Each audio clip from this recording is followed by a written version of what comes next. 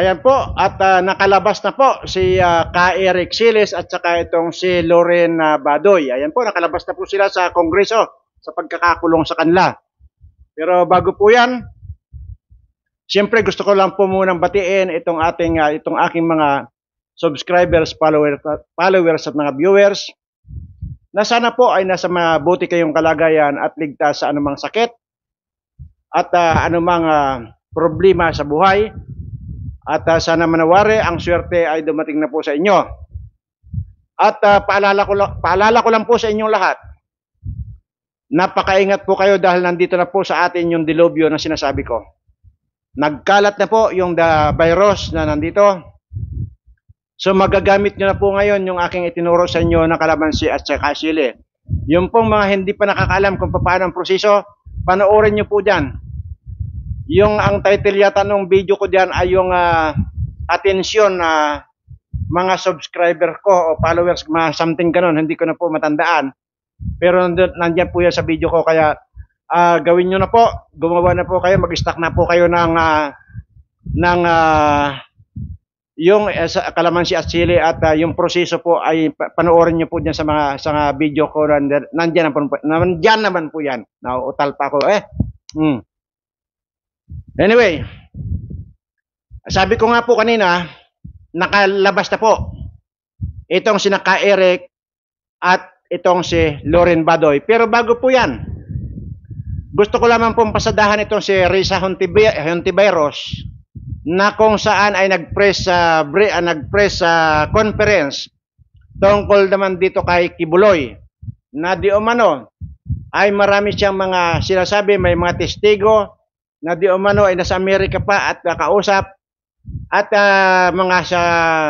kung ano-ano mga binibintang mga kung ano-ano. Ang sa akin po dito, sa lahat po ng makakapanood ng video kong ito, wala po akong kakampihan dito kahit na sino. Ang kinakampihan ko lamang po dito ay itong mga mahihirap kong kababayan na talaga namang dapat silang tulungan, na ito lagi ang dinadaldal ko rito. Maliban dyan, wala na pong iba. Dahil alam ko po na ito ang dapat na magkaroon ng kakampi itong aking mga mahihirap na kabayan dahil sila lagi ang naaapi. Pero dito sa mga dito sa mga sinasabi ni Hontiveros na ito tungkol dito kay Kibuloy na ito, ang sinasabi ko po rito, kung totoo man na may pagkakasala si Kibuloy at totoo yung mga sinasabi nitong si Risa Hontiveros na ito, ikulong. Kaya sinasabi ko rito, wala akong kahit na sino at hindi po ako rito pwedeng diktahan ng gusto kong gawin. At mayroon pa po na nag-comment na ang sinasabi ay para kung gusto ko raw lumaki ang channel ko, ay huwag ko raw kakalabanin yung nakadikit kay President Duterte. For your information, kahit na kampi ako diyan kay President Duterte, pag nagkamali, titirahin ko rin yan. At hindi ako naghahangad dito ng subscribe para lang kakampi ako doon sa mga kriminal at kakampi ako dito sa mga bastos sa tao ko sa kasakali. No, hindi po ganoon ako. Kahit kailan, wala po pwede magdikta sa akin. At hindi. Kung napapanood nyo yung mga videos ko dyan, ang sinasabi ko rito, kung gusto ko lang magpalago ng channel ko, kung gusto ko lang palakihin ang channel ko at milyon-milyon ang subscriber ko, di lahat ng mga tinutulungan ko, lahat ng nirarasyonan ko ng mga pagkain, bigas na yan, ina-upload ko sana. Hindi ko nga ginagawa. Hinahayaan ko lang kayo, yung gusto mag-subscribe, di mag-subscribe. Kung hindi, di hindi. Walang problema. Mariosep. Total, sinabi ko na dyan sa inyo, na itong kikitain dito sa YouTube ko, sa inyo rin mapupunta yan. May kita ba rito? Wala pa kahit na sino ang patingnan nyo dito sa YouTube ko. Dahil kakaunti lang naman ang views natin, ay walang kita. So bakit tuloy-tuloy akong gumagawa nito? Dahil nga dito sa mga mahihirap kong kababayan. O ngayon, itong mga putang mga ko na ito, lalo na diyan sa Kongreso at saka diyan sa Senado, nakagaya nitong ginawa ni Risa Hontiveros na ito, na mag-press press conference na ganyan at sisirain yung isang tao agad-agad. At yan na nga si Kibuloy. Mayroon tayong husgado. Doon nyo isampa yan sa Supreme Court, sa husgado nyo isampa. Hindi dyan sa inyo sa Senado para hiyain ninyo ang tao. Pagkatapos niyan ay wala naman pala sa batas yung mga pinaggagawa ninyo. Dapat nga kayo dyan, sa totoo lang, dapat ikaw mismo ang dapat iimbestigahan ng mga kasama mo dyan dahil yung PhilHealth na naging controversial ka dyan sa PhilHealth. Magpaliwanag ka nga yung anong nangyari na dyan sa PhilHealth na kinulimbat mo rin. Sige nga, ang problema sa inyo, kayo mismo ang magnanakaw ng mga animal kayo, ang kakapal talaga ng pagmumukha nyo eh. Di ba? Sobra ang kakapal ng pagmumukha ninyo. Buwa ka ng ina nyo. Dapat ikaw mismo, Risa, ang iniimbestigahan. Sa dinami-dami ng mga kababayan natin naghihirap, yan pa ang inaasikaso niyo ng mga buwa ka ng ina nyo. Hindi ko sinabing huwag niyong asikasuhin kung may kasalanan. Sinabi ko, ikulong. Pero, kung hihiyain nyo lang, dapat ikaw, maimbestigahan din na animal ka. Kala mo kung sino ka nagmamalinis. Kayong lahat yan. Senado at saka Kongreso, mga animal kayo lahat yan. Buwa ka ng ina nyo. Ito. Sige, mabalik tayo doon kay Eric Siles at saka itong si Loren Badoy. Nag-order na po ang Supreme Court, pinakawalan na po, inorderan na ang Kongreso na pakawalan itong si Eric Siles at saka itong si Loren Badoy. Sa anong dahilan? Dahil yung paniniwala ng Kongresong mga tanga, mga bobo, dito na makikita ang kabubuhan nitong mga animal na ito. Pagkatapos ng perwisyuhin yung tao, na kulong dyan sa inyo dyan sa Kongreso. Ngayon, anong masasabi nyo ngayon? Di nakakahiya kayo? Sampal sa pagmumukha ninyo ang mga puta kayo. Yung katangahan at kabubuhan ninyo. Ngayon, masisisi ninyo kung tatawagin kayong kangaroo court, ay diyan na, nakita na. Kitang-kita ninyo yung pagiging kangaroo court ninyo. Supreme Court na ang nag-utos sa inyo pakawalan si Eric Siles. Nakakahiya kayo. Dahil dyan, kayong lahat dyan na nag-hearing, kayong lahat ng mga involved dyan ng mga kongresista sa pag-hearing dyan kay Eric Siles na yan at saka dito kay Loren Badoy, inaasahan ko na magpakamatay kayo. Akyat kayo sa overpass, sa Skyway. Tapos talian nyo ng lubid yung liig nyo. Itali nyo doon sa railing ng Skyway, yung dulo ng lubid at tumalong kayo. Sabay-sabay kayo. Nakakahiya kayo. Lumabas na ang pagiging bobo ninyo. Ito yung madalas kong sinasabi sa inyo mga buwaka ng ina nyo. Na magagaling lang kayo, matatalino lang kayong magnakaw, pero kayo ang gumagawa ng batas ng mga animal kayo, hindi ninyo alam, mga bobo, gonggong, mga tanga, kayong nandyan. Ngayon sasaw-saw pa itong si Hontiveros na ito. Akala mong lilinis ito mga animal na ito. O anong masasabi nyo? Na nakawala na dito pinalaya na si Eric Siles nang inaasahan ninyo pagkatapos pa ng Pasko. Mga bobo kayo. Ang laki ng mamaya po mga kababayan. Pagkatapos po ng discussion ko ito, mapapanood nyo na po yung sinalubong ng media. Itong si Eric Siles at saka itong si Loren Badoy dahil po nakalaya na po sila. Dahil inorderan na po sila ng korte na palayain. Mamaya-maya lamang po dahil hindi pa po ako sawa dito kay Hontiveros na ito. Ginagamit kasi ninyo ang Senado at Kongreso na mag-imbestiga na mga buwaka ng ina ninyo, mga buwisit kayo. Ginagamit ninyo yung institusyon na yan para sa sarili nyo lang interes. Dapat yan, sinusunog ng dapat yan eh. Tingnan nyo, napagkainitan nyo lang dahil ang SMNI talagang lumalaban sa mga terorista. Terorista, komunista. Ikaw ba, Hontiveros, hindi ka ba kasali dyan? Ay lagi mong kamiting yan, sina Franz Castro na yan, sina Raul Manuel na yan. Anong tawag sa iyo? Komunista ka na rin. Ikaw ang kumakampi. Nag-meeting pa kayo ni Dilima. Sino ba yung Dilima na yan? Yung kapatid yan, asawa yan ni Juma Sison. Buha ka ng ina mo. Dahil lang itong SMNI,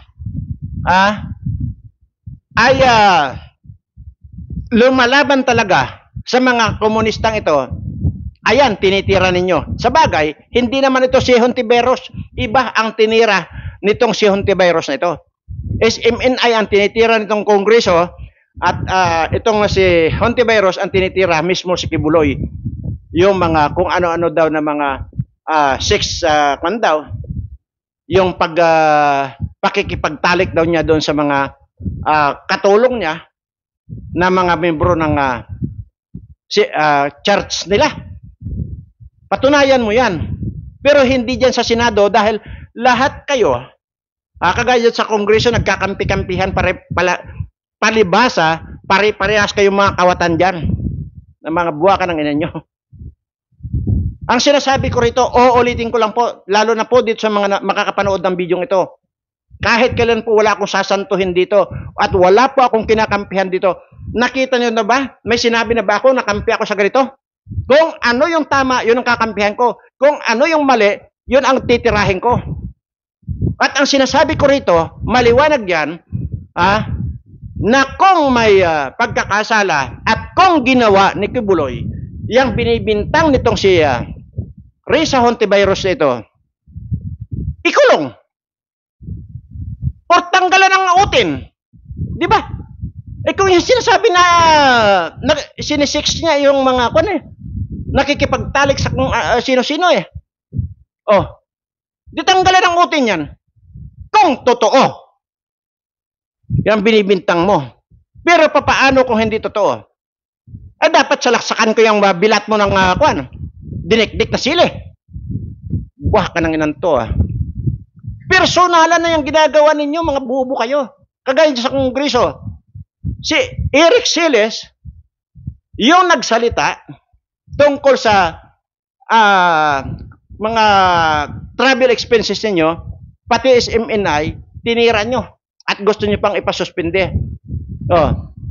Ikaw, Juan, ngayon napatunayan na ang katangahan nyo dyan sa Kongreso at kabubuhan niyo sa Kongreso. Ikaw, sino itong si Tiangco? Yung parang puyat na unggoy. Magbigti ka na. Itong si Pimentel, matanda ka na. Wala nang pakinabang sa iyo ang dahil lumabas niya ang kabubuhan mo. Wala nang pakinabang ang estado sa iyo. Magpakamatay ka na rin. Ikaw tambunting. Dahil ang sinasabi mo diyan, hindi mo na inaalaw yung sotulo na yan. Bakit ngayon? Napalaya si Eric Siles. Ang gawin mo, umuwi ka na sa inyo, magbantay ka na lang doon sa pawn shop ninyo, doon sa mga nagsasanla ng singsing, relo, bisikleta, at kung ano-ano pa.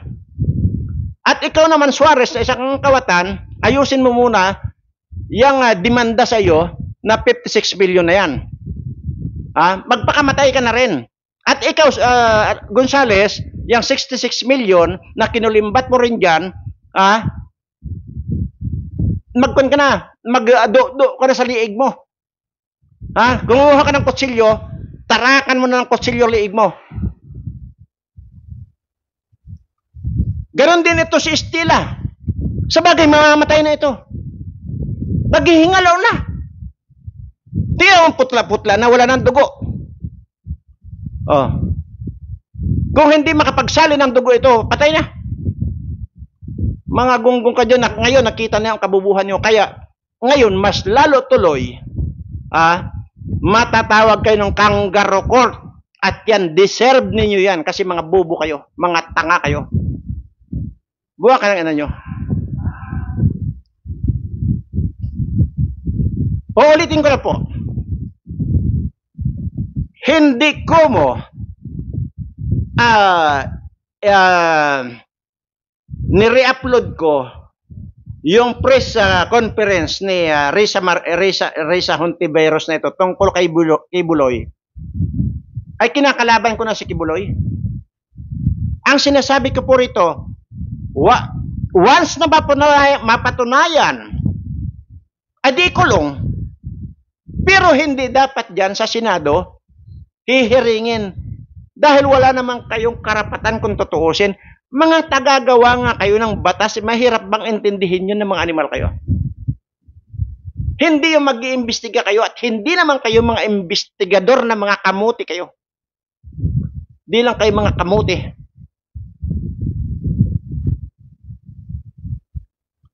Ay putang mga kano ito, mga bobo. Ngayon, lalong napahiya kayo ngayon sa mata ng tao. O ano ngayon masasabi mo kung inyo Kongreso? Mamaya-maya lang po at mapapanood nyo na po yung interview kay Eric. Nandun pa rin. Hindi pa rin nababago yung sinasabi ni Loren Badoy na yung mga NPA nandyan mismo sa Kongreso. Akala nyo, mabubusalan nyo na ang bunganga ng mga lalong sumidhi. Lalong tumindi. Oo nga naman. Bakit nga nandyan yung sina Franz Castro na yan na samantalang dineclare yan ng international, US ang nagdeklara na itong mga NPA na ito ay mga terorista. O, bakit nandyan sa Kongreso? Bakit kinukubkob ninyo mga animal kayo? Bakit kinukubkob ninyo yung mga kawatan dyan? Bakit?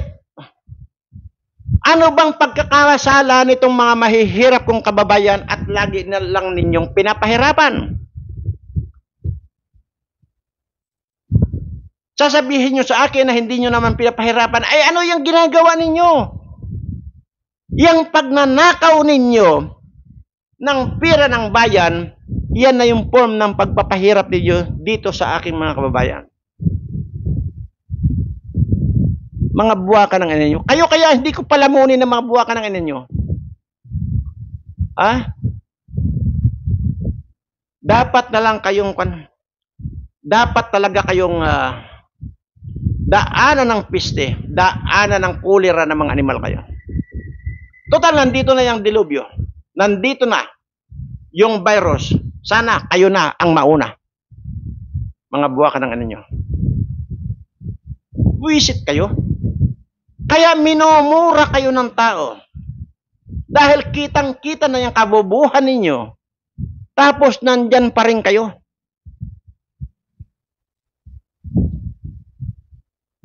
May korte tayo. Kung ano yung problema mo kay Kibuloy, Hontiveros, idulog mo sa Supreme Court. At dapat ikaw din, sana may abogado dyan may abogado dapat na magsampa ng demanda rito yung naging controversial ito sa PhilHealth. Ano na nangyayari dito? Kayong ombudsman dyan, Sandigang Bayan, bakit hanggang ngayon hindi pa nakakulong itong si Gonzales na ito at saka itong si Suarez na ito na mukhang ulupong? Anong ginagawa ninyo dyan mga Sandigang Bayan at ombudsman? Bakit hinahayaan ninyo na nakawin lang ng nakawin nitong mga magnanakaw na ito ang pira ng bayan at ang nagsasuffer dito itong mga mahihirap nating kababayan? Buwaka ng ina nyo. Kaya sinasabi ko rito, magpatayan na lang tayo mga animal kayo Nakakagalit kayo. Sobra. Sabi ko ako, nandito lang kayo sa harapan ko. Sisiguraduhin ko sa inyo, lagas-lagas yung ngipin nyo. Pipilipitin ko pa yung ulo niyo, ihaharap ko yung mukha ninyo doon sa likod ninyo. At pagka ginanahan pa ako, dudurugin ko pa yung mga ulo ninyo na yan. Buwa ka ng ina. Mga kawatan kayo. Lahat kayo. Ha? Kung mayroon mang mga hindi mga kawatan dyan, iilan lang.